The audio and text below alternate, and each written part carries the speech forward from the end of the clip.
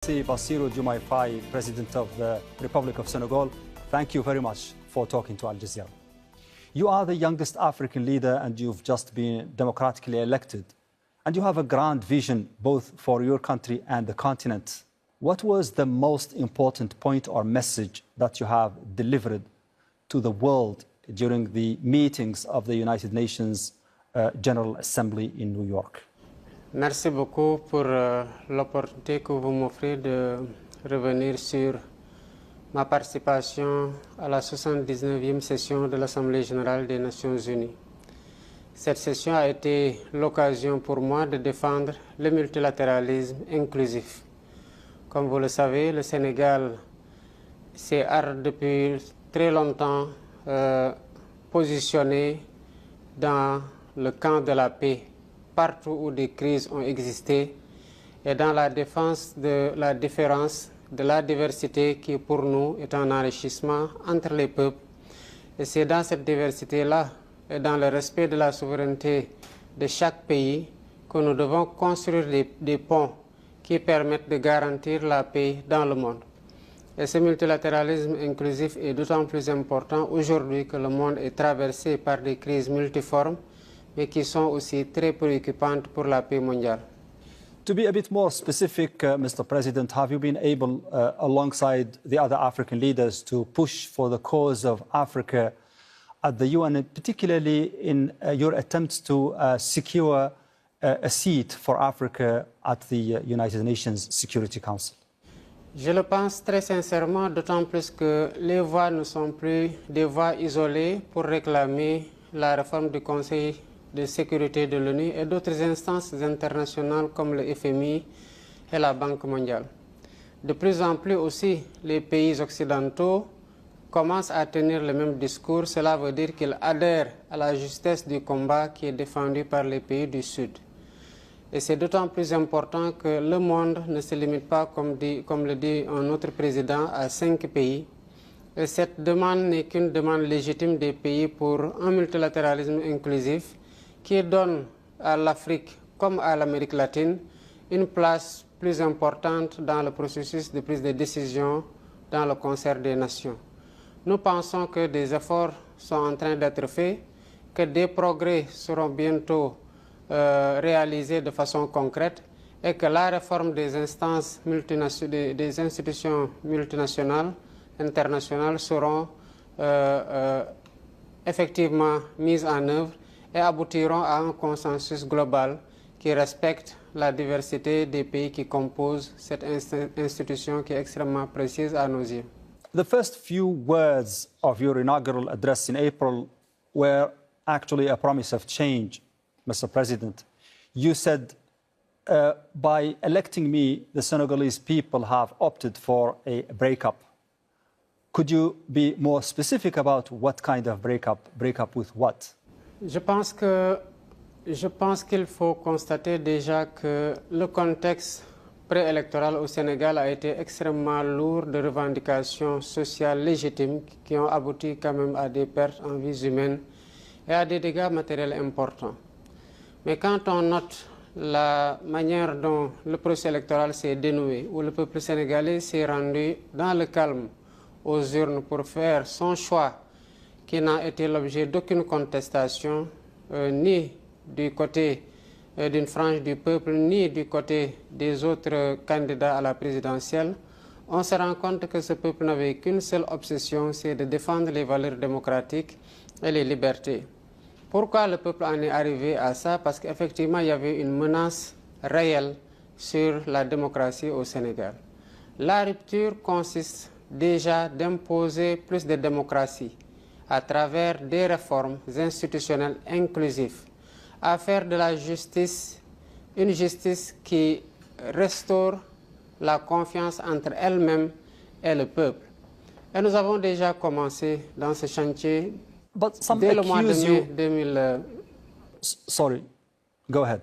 Dès le mois de mai, donc, nous avons tenu les assises de la justice et les conclusions consensuelles pour réformer ces institutions importantes dans la démocratie ont été transmises. Certainement, avec la mise en place de la prochaine Assemblée, la mise en œuvre de ces réformes se poursuivra Et le Sénégal connaîtra une justice plus équitable, mais aussi le Sénégal connaîtra une meilleure gouvernance parce que les scandales ont jalonné le régime précédent. Et il nous appartient, comme nous l'avons promis, d'avoir une gestion qui soit véritablement orthodoxe et qui prenne en charge les priorités du pays. Voilà en quoi, entre autres, au-delà du choix prioritaires des secteurs dans lesquels nous investissons, la rupture, en quoi elle consiste, et c'est une véritable transformation systémique que nous avons proposée au peuple sénégalais et que nous sommes en train de mettre en œuvre. Okay. Certain people accuse you of trying to consolidate your own powers by calling for an early election, an early parliamentary election, and also by dissolving the parliament. Could you explain your objectives and motivations behind those decisions? Chacun a le droit d'avoir son opinion en démocratie. Et en tant que président de la République, je dois être le premier garant de l'expression libre des citoyens dans le cadre de leur opinion. Il reste entendu que, quelles que soient les critiques, je revendique le droit à être apprécié ou jugé sur les actes que je pose en conformité avec la loi qui régit le cadre d'action dans lequel j'agis. La dissolution de l'Assemblée nationale est prévue par la Constitution de notre pays, qui est la charte fondamentale. Est-ce que j'ai violé la Constitution en dissolvant l'Assemblée nationale le 12 septembre? La réponse est non. Et j'ai voulu en avoir la garantie en demandant au Conseil constitutionnel, quand le débat s'est posé sur la bonne date, de trancher sur la date qui devait être la bonne pour dissoudre. Le Conseil a retenu le 12 septembre, j'ai dissous le 12 septembre. La Constitution m'oblige, quand je dissous, de fixer la date de la prochaine élection, des prochaines élections législatives, dans un délai minimal de 60 jours et dans un délai maximal de 90 jours. J'ai fixé la date dans un délai de 67 jours. Est-ce que je me suis conformé à la loi en faisant ça? Oui. Le processus est en train de se dérouler normalement. L'opposition, comme elle en a le droit, en toute liberté, a saisi le Conseil constitutionnel pour faire annuler les décrets que j'avais pris. Le Conseil, en toute souveraineté, a confirmé les décrets et rejeté les recours. Je leur ai garanti que l'élection va se passer dans la transparence et dans la régularité, et le peuple sénégalais aura l'occasion de renouveler la démocratie en confirmant le mandat qu'il nous a donné ou en faisant un autre choix. Toujours est-il que le résultat des urnes, qui correspondra à l'expression libre de la volonté populaire, s'imposera à tous les acteurs, y compris à moi-même. Okay, you've made that point clear, but could you please tell us why these people are opposing your policies? Certain opposition parties are even organizing rallies against your reforms. What's the explanation and what are the motivations of their opposition to your policies? La démocratie, c'est la diversité d'opinions, et la diversité doctrinale, la diversité dans les positions. C'est ce qui fait le charme de la démocratie. Je demeure convaincu que la diversité est une source d'enrichissement pour chacun. Que l'opposition ne soit pas d'accord avec moi dans les réformes que j'ai proposées, notamment en voulant la suppression du Conseil économique, social et environnemental et du Conseil des collectivités territoriales, est tout à fait légitime parce que c'est elle qui définit librement sa posture. D'un autre côté, je garde la possibilité de mettre en œuvre les mécanismes que la loi m'offre et que j'ai cités tantôt. Ils sont libres aussi dans le cadre de la compétition de s'organiser au mieux de leur stratégie parce que chacun va dans la compétition en voulant gagner, étant entendu que le seul souverain qui détient le pouvoir de délégation de sa légitimité reste le peuple, et le peuple s'exprimera quand il aura fini d'écouter tout le monde le dimanche 17 novembre 2024. Transparency International, in its 2023 report, has ranked Senegal at 70 on a scale of 180 countries in terms of corruption index. Do you have right now some early indications of a different situation now that you are the president?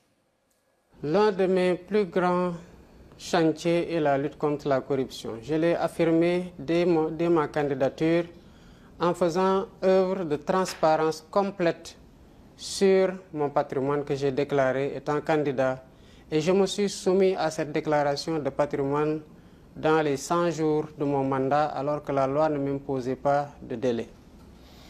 J'ai imposé aussi à tous les ministres de mon gouvernement de respecter le délai qui leur a été fixé pour déposer leur leur déclaration de patrimoine. D'un autre côté, j'ai mis en place le pôle judiciaire financier, qui est l'organe judiciaire qui est chargé de réprimer les délits financiers et économiques. Et il a commencé à faire son travail dans la sérénité et en toute souveraineté. D'autres réformes interviendront. Des projets de loi sur la transparence sont disponibles.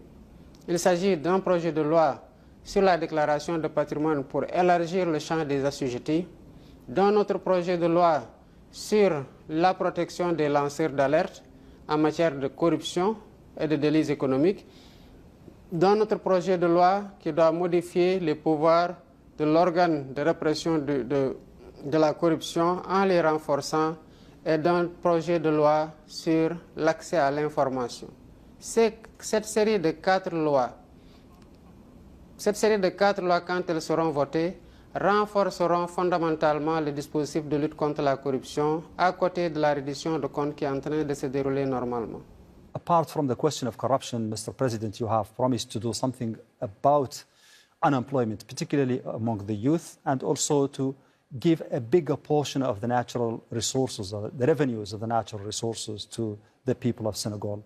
What progress has been made with regards to these 2 points? We notice that unemployment among the youth is still a major issue in Senegal.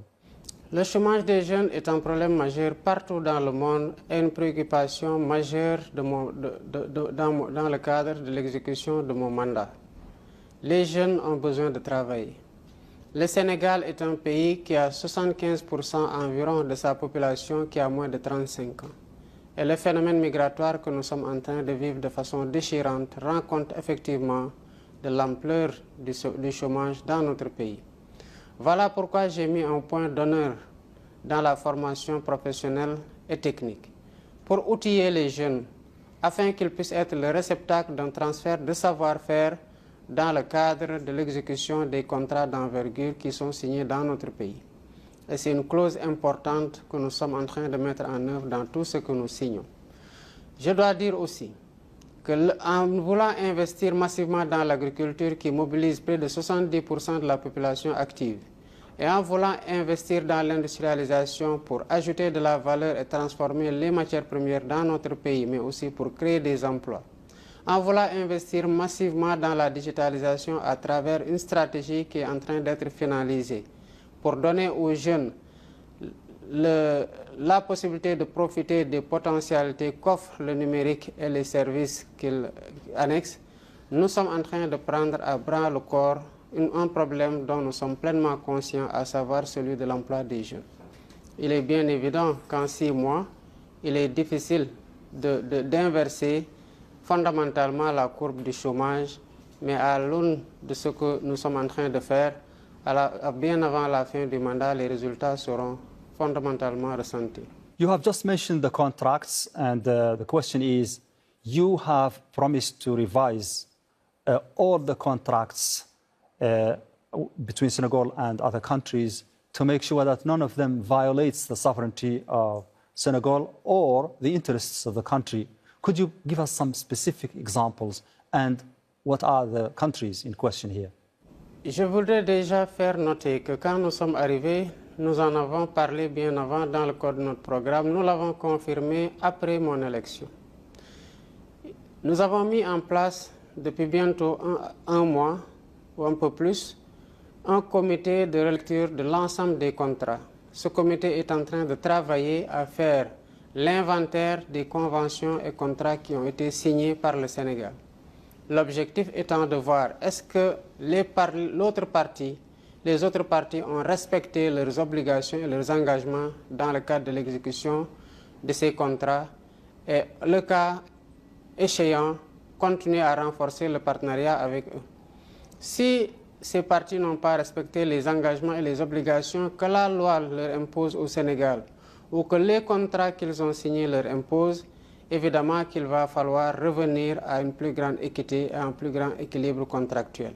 Nous nous sommes attachés les meilleurs cabinets qui ont fait leurs preuves dans d'autres pays d'Afrique pour faire aboutir la renégociation des contrats dans lesquels le déséquilibre est flagrant.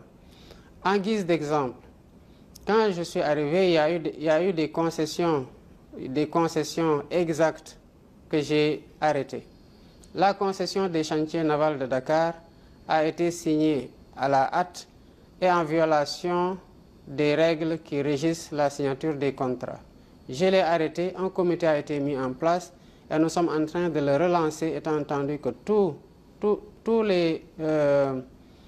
toutes les parties qui sont intéressées par l'appel d'offres pourront à nouveau soumissionner, mais nous avons voulu garantir que sur les 20 ans ou plus dans lesquels on attribuera la concession, que les intérêts du Sénégal auront été pleinement pris en charge. So, President, your ties with Ousmane Sonko are very close. Is there a risk that his presence might overshadow your governance, and what influence does he have right now on the policies that you make? Je pense qu'il n'est pas utile de rappeler que Ousmane Sonko, le Premier ministre, n'a pas été dimensionné pour un poste de Premier ministre. Donc il est tout à fait normal qu'il occupe une place importante dans l'architecture gouvernementale en étant le chef, donc en déroulant qu'il prenne toute la place qui est la sienne dans le cadre de l'exécution de ses missions. Il ne va pas au-delà. La loi et la Constitution ne lui permettent pas d'usurper mes prérogatives et il ne le fait pas.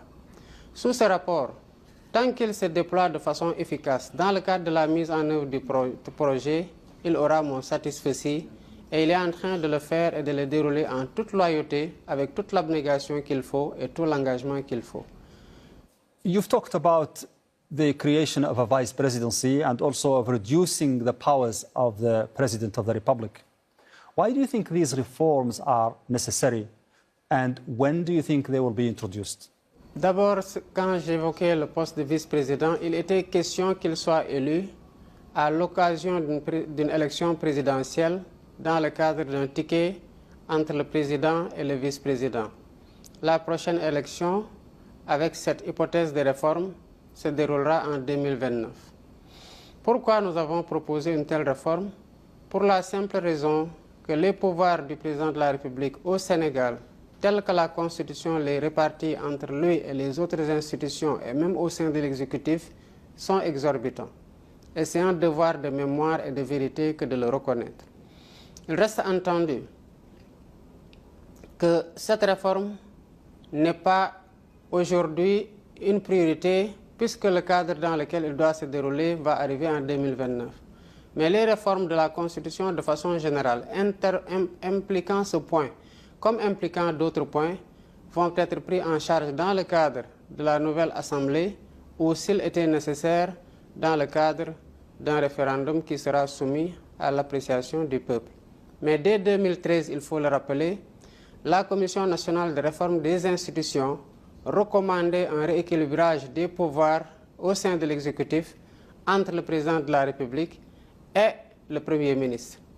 Et il y avait déjà un pas qui a été fait qui constituait à faire du gouvernement une institution pour le renforcer face au président de la République. Your electoral campaign has been distinguished by a very strong rhetoric against the former colonial power, France. What is the future of the relationship between your country and France, and what are the changes you are planning to make with regards to these relations? Nous avons promis de faire du Sénégal un pays souverain, un pays juste, un pays uni, un pays prospère. La reconquête pleine et entière de notre souveraineté, j'allais dire de toutes les souverainetés, alimentaire, industrielle, sécuritaire, numérique et j'en passe, est une affirmation envers tous les pays du monde et envers tous les peuples du monde. Pas spécifiquement à l'endroit d'un seul pays, parce que tous les pays ont des envies de conquête, des envies d'hégémonie, et il nous appartient de protéger clairement les intérêts de notre peuple et d'affirmer notre souveraineté, de l'asseoir et de l'imposer face à toutes les autres parties. Cela ne saurait être identifié à l'égard d'un seul pays et ce serait très réducteur de penser que ce discours-là a été orienté vers une seule puissance et pas envers les autres, parce qu'on ne peut pas être souverain envers un pays et ne pas l'être envers les autres et considérer qu'on est totalement souverain. But is a cultural independence from France in Senegal even imaginable or possible? And how could you reconcile between the Pan-Africanism that you support and the presence of Francophonie in Senegal? Isn't Senegal for a long time in the cultural grip of France? La langue, elle est là, c'est un héritage colonial. De plus en plus, les Sénégalais, depuis longtemps d'ailleurs, sont bilingues dans d'autres langues. L'espagnol, de plus en plus même le chinois, l'anglais, n'en parlons pas. La langue est un héritage culturel, c'est notre langue officielle. Nous n'avons pas à le reprocher à la France ni à un autre pays qui est en train d'imposer sa langue au Sénégal ou dont la langue suscite l'intérêt des Sénégalais à travers des instituts qui sont mis en place et où les Sénégalais vont librement. Le Sénégal est un pays de culture. Cette culture ne peut être obérée par une autre culture, même si la mondialisation impose aujourd'hui à tous les pays du monde, pas au Sénégal seulement, une interpénétration des cultures qui fait que les gens, chemin faisant avec les nouvelles technologies de l'information et de la communication, découvrent d'autres modes de vie auxquels ils souscrivent librement. Mais sur le plan intérieur, le Sénégal reste un pays profondément culturel et il faut observer de près le Sénégal pour s'en rendre véritablement. Sous ce rapport-là, nous n'avons pas de crainte particulière et nous sommes en train de réhabiliter beaucoup de mémoire pour rappeler aux Sénégalais, s'il en était besoin, qui il est. La commémoration à venir du massacre de Thiaroye le 1er décembre 2024, 80 ans après, est quelque chose qui doit être inculqué aux jeunes pour qu'ils sachent la trajectoire qui a été faite par leurs arrière-grands-parents et ce que doit être leur place dans le concert des nations. So, do we understand by what you said that French is there to stay as well as the franc CFA? Pourquoi ça dérangerait? Toutes les langues sont les bienvenues au Sénégal. L'important étant que le Sénégalais qui sort du Sénégal ou qui est en contact avec un étranger puisse interagir avec lui dans le cadre d'un dialogue fraternel entre les nations qui passe forcément par les hommes. You have worked for the return of Mali, Burkina Faso and Niger to the CEDEAO, the ECOWAS community of West African nations. What was the impact of their quitting that organization on the stability in the Sahel, and why have you asked for their return? D'abord, on ne peut pas encore parler de retour parce que le délai de préavis expire en janvier. Ce que nous demandons, c'est que plutôt qu'ils restent, pas qu'ils reviennent. Et nous respecterons leurs décisions. J'ai été nommé médiateur. Mon rôle est de travailler à ce que les différentes parties se retrouvent autour d'une table et qu'ils puissent se parler pour aboutir à la solution la moins conflictuelle possible. The Russian model of cooperation has attracted several members of the security pact called G5 in the Sahel. Apparently, they look at it as the most expedient and quickest way to get rid of the hegemony of the former colonial power, France. With regards to Senegal, to what extent is Senegal impressed by that model? Les pays sont libres et souverains. Ils décident librement et en toute souveraineté de nouer des coopérations avec les partenaires qu'ils veulent.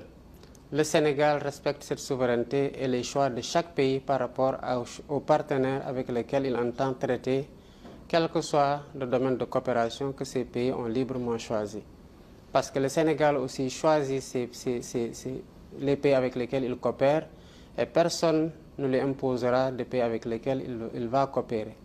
Mais je rappelle que dès 1962 ou bien avant, le Sénégal avait fait déjà preuve d'ouverture vers d'autres pays. Et c'est cette logique-là qui continue aujourd'hui, qui a été davantage exploitée ou renforcée par le président Abdoulaye Wade envers les pays du Golfe, envers les pays de l'Amérique latine, envers les pays du Pacifique et envers d'autres pays occidentaux avec lesquels nous avons des relations traditionnelles et privilégiées que nous entendons renforcer comme avec tous les autres partenaires. Le Sénégal, comme je l'ai promis, est un pays ouvert à toutes les coopérations gagnant-gagnant qui sont respectueuses de notre souveraineté et des fondements de notre vivre ensemble au Sénégal. Finally, Mr. President, at this moment of uncertainty, what is the message that you want to convey to the people in Senegal, both to those who support your policies and those who oppose them?